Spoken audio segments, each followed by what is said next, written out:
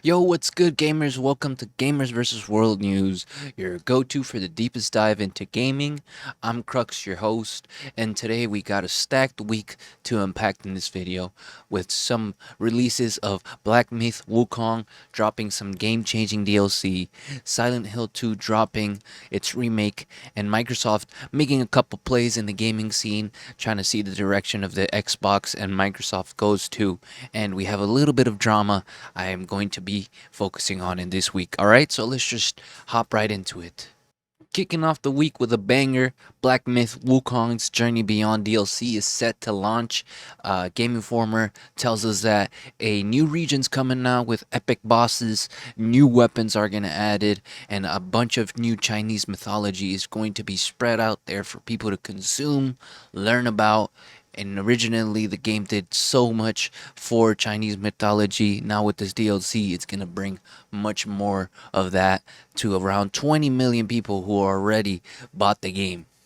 Alright, next, Konami's Silent Hill 2 remake keeps gripping players. A bunch of people are picking it up, and it got a super good, great rating on Metacritic, which got 88 out of 100, which is one of the few instances where the remake is just as good as the original release. It did get a Metacritic score of 88 out of 100, which makes it one of those few instances where the remake is just as good, if not on par, to the original release. I know a lot of people have been itching for the horror game scene to improve, and Silent Hill 2 does nothing but help that. And a lot of people are excited for what things are going to happen with Bloober Team, what things they're creating, and I know I'm excited to pick it up. A little bit of performance issues on PS5 and PC that we do, have reports on, but overall, it's a survival horror masterpiece. I'm hooked on the haunting vibes. I want to play it myself,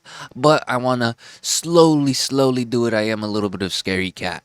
And lastly, I just wanted to make a point that Microsoft is stirring the pot by jumping into the handheld scene. They are creating two versions of a handheld pad. One of them is called ROG Ally, and the other one's ROG Ally X. Now, they are versions of the Ally, but with the new partnership with Microsoft, it means that Windows will get a new and improved skin specifically for gaming on a tablet or a handheld, whatever Microsoft is heading for, and that means that it will improve Microsoft's flagship of tablet-based Windows.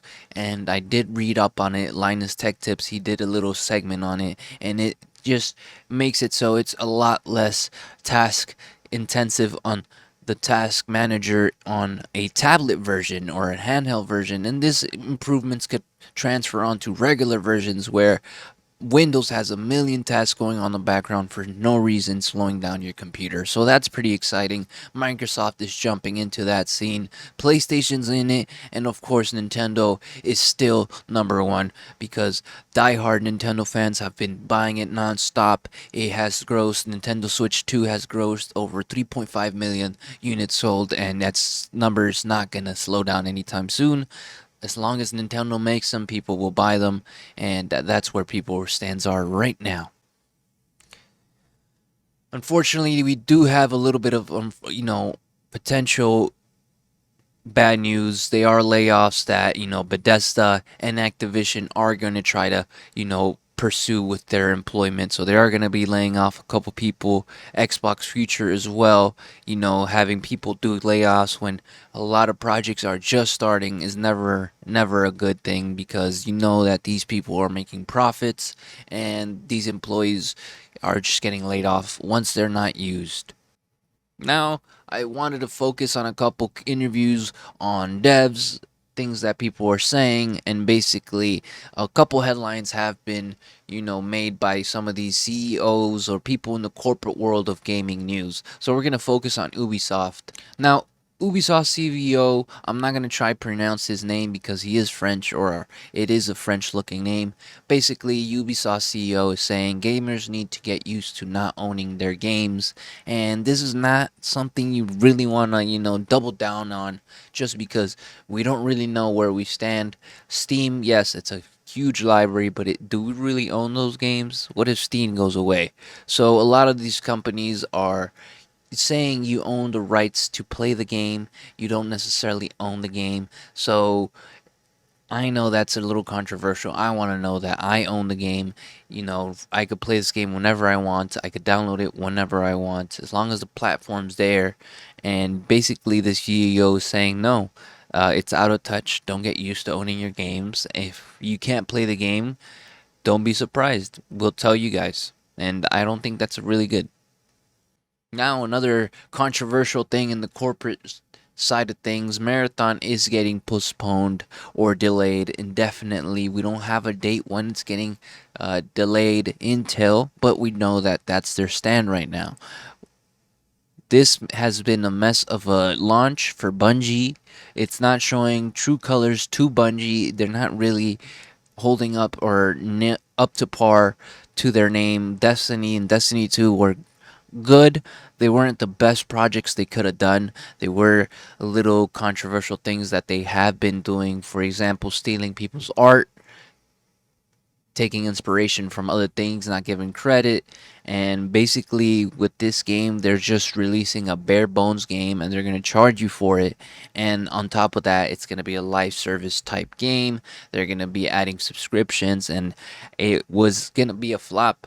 I don't think these people could get away with these type of things. So I'm glad this got delayed indefinitely. It was a mess. It should have never gotten to this stage. Bungie needs to do better.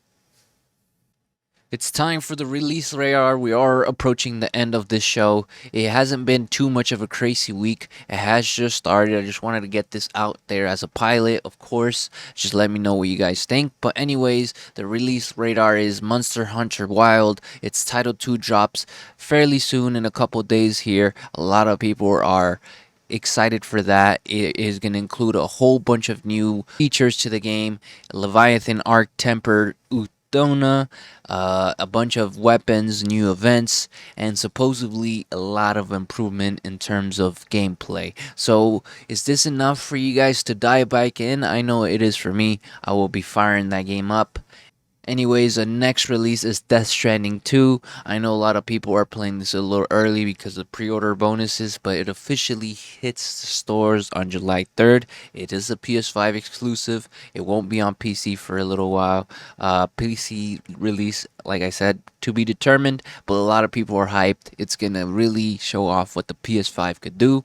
I am excited for that. And lastly, another patch. Not a lot of releases coming up, but Cyber 2077 is releasing a patch, brings back dynamic weather. I don't know why that wasn't a thing. Probably didn't focus too much. It's gonna bring a couple new missions, and it's gonna be fun to dive back into Cyberpunk as you know things are happening. And it's released on Switch too, so a whole bunch of intention is coming back to it. Anyways, guys, that's it for this week. Black Myth, Wukong DLC is coming out. Silent Hill 2 is kicking butt. Microsoft is in the handheld scene, and devs are stirring up their pot by telling you you don't own the games and get used to it. Anyways, the release radar kind of got our hopes back up to see what kind of content we are going to be getting later in this week. Not all is bad, and you know, guys, make sure to comment down below what you guys are excited for. If you know, think some of these devs are running their mouth a little, disrespecting how much we do for them, especially just giving them our money. They wouldn't be here without our hard-earned money, basically, is what I'm trying to say. So I think a lot of people need to double down on their stance, keep these people accountable. And yeah, guys, that's it for Gamers vs. World news. Keep gaming, guys. Stay legendary. I'll catch you next week. I'm your host, Crux. Make sure to like, comment, and subscribe.